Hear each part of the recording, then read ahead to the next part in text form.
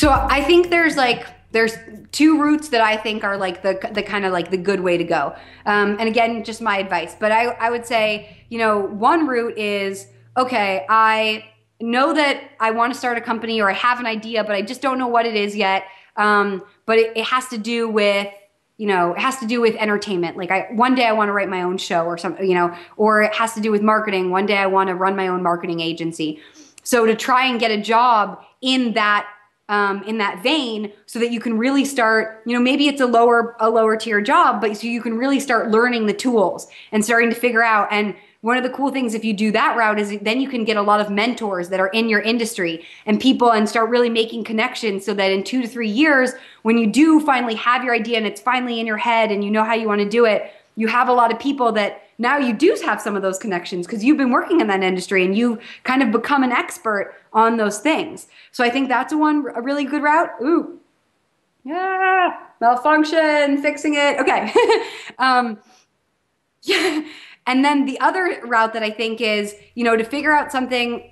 I think Jerry Seinfeld, I was told, when Jerry Seinfeld wanted to do comedy, his whole thing was that he was going to get like the worst, most annoying jobs ever, so that he hated it so much he had to succeed at comedy.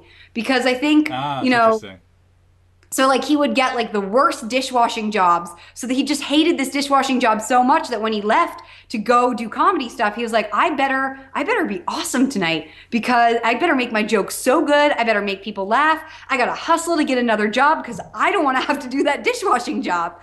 So I think that's, and you don't have to do a job you hate, but my co-founder, when he was first starting Second Glass, he was just working at a university as an assistant to someone, and it was a really easy job. It was a job that he used to say he could do all of his work for 1 week in 1 day. So he had the rest of the time at the office. Nobody bothered him, and nobody thought he wasn't doing work. He did his job, and they didn't care that he did anything more. So in his free time, he could he could essentially get paid to be working on the company, and he could use their copy machine, and he was essentially getting free internet at work, and that's not illegal by any means. So I think, if you're going to get a job you don't care about, it's better to get a job, in my opinion, it's better to get a job that isn't going to take all of your hours, because it's not that fun to get a job you really don't like and isn't going to help you do what you think you want to do in the future, and takes up all your time, because then, and you don't like, because then what? I mean, sounds boring to me, right? Yeah, exactly.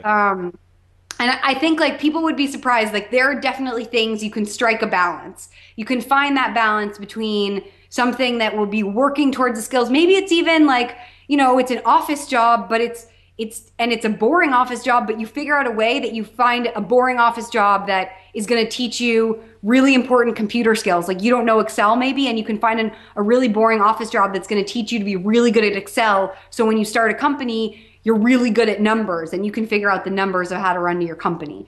So I think, when you're going into a job, either have a bigger picture company you want to start or goal that you want to do, but try and find something that in some way reaches that goal. Because, even if it's just you want to go out and get a job and you're not interested in starting a company, you just want to be entrepreneurial, you want to do something that you can get cool skills, so that when you do eventually want to apply for a job you like, you can say, hey, here's how I'm a stronger team member because of what I've been doing.